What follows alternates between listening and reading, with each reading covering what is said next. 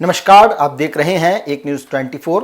मैं हूं असद अली। भगवा वस्त्र पहने, माथे पर तिलक लगाए, खुद को सन्यासी बताने वाला एक मुख्यमंत्री और मंच से दिया गया एक ऐसा बयान जिसने देश की राजनीति से लेकर अंतर्राष्ट्रीय हलकों तक हलचल मचा दी है। जी हां, हम बात कर रहे हैं उत्तर प्रदेश के मुख्यमंत्री योगी आदित्यनाथ की, जो एक बार फिर अपने बयान को लेकर सुर्खियों में हैं। कभी उनके बयानों पर तंज कसते हुए लोग उन्हें संतरा और फांटा से कंपेयर करते हैं, तो कभी उनके शब्द सियासी बहस का केंद्र बन जाते हैं।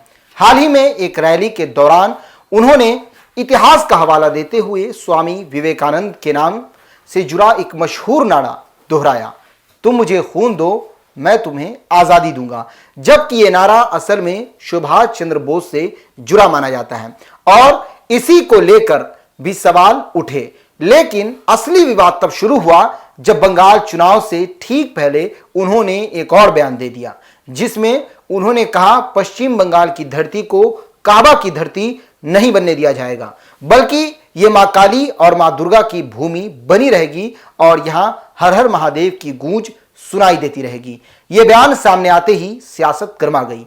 कई लोगों ने इसे सीधे तौर पर धार्मिक ध्रुवीकरण की कोशिश बताया, जबकि समर्थकों का कहना है कि यह सांस्कृतिक पहचान की रक्षा की बात है।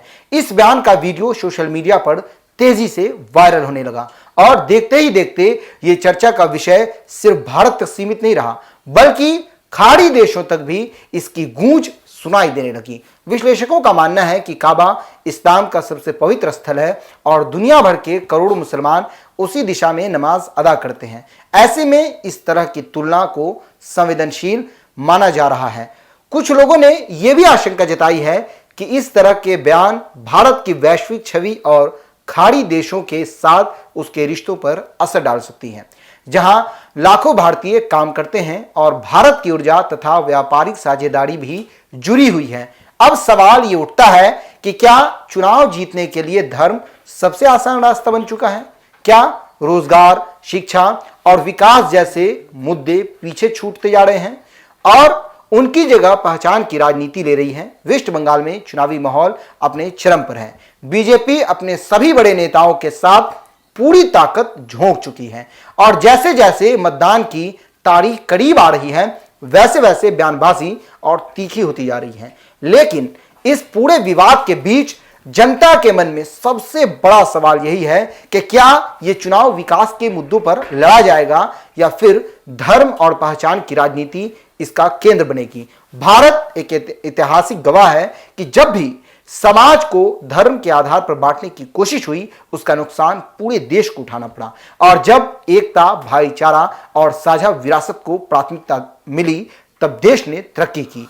यही वजह है कि भारत के संविधान में धर्मनिरपेक्षता को एक मूल सिद्धांत के रूप में रखा गया है। आज बंगाल का चुनाव सिर्फ सत्ता की लड़ाई नहीं है, बल्कि यह सामाजिक सौहार्द और राजनीतिक संस्कृति की भी परीक्षा बन चुकी है, क्योंकि चुनाव जीतना एक राजनीतिक जीत हो सकती है, लेकिन अगर समाज हार गया तो असल मायने में देश हार जाएगा। फिलहाल इस मुद्दे पर बहस जारी है और आने वाले दिनों में यह देखना दिलचस्प होगा कि यह सियासी विवाद किस दिशा में जाता है और जनता किन मुद्दों पर प्राथमिकता देती है। फिलहाल इस पेशकश में इतना ही। आगे की खबरों के लिए देखते रहिए न्यूज़ 24। धन्यवाद।